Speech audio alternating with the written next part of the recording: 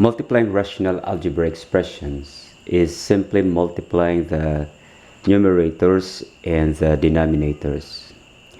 There are times that we really have to factor and divide out common factors before we multiply.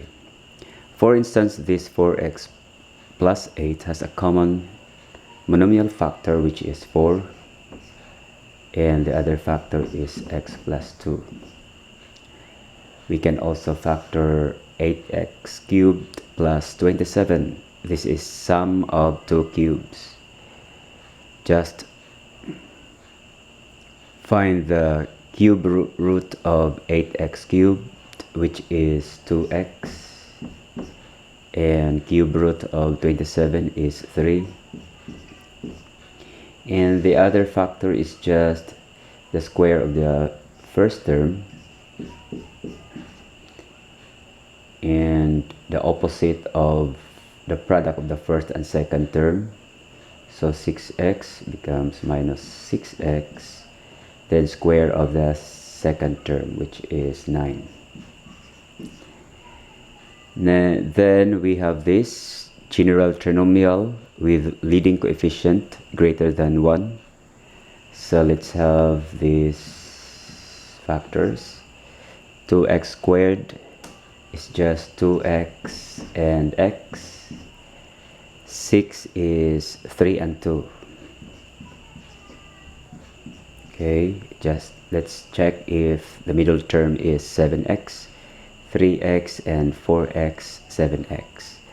Then this trinomial here has 2 as common factor, so you have 2, and the other factor is just 4x squared minus 6x plus 9. Note that we have common factors. We have 4x squared and minus 6x plus 9 and 4x squared minus 6x plus 9. So divide out common factors. X plus 2 and 2x plus 3. We have 4 over 2 is, or 4 divided by 2 is 2. Next we have difference of two cubes. Let's factor this one. Cube root of x cubed is x. Cube root of 64 is minus 4 here. Then from this factor, you can get the other factor, which is x squared. Then the opposite of the product of the first and second term plus 4x. Square of the second term is 16. Then copy x minus 4. Then you take note that this factor is the same with the denominator, so you just copy. Plus 4x plus 16. So divide out common factors. Then multiply. X minus 4 times x minus 4. We're actually squaring a binomial. The answer is x squared minus 8x plus 16. For number 3, let's factor first. 3, this is a general trinomial with leading coefficient equals 1. So you just think of two factors of 3 that will give you a sum of 4, and that is 3 and 1.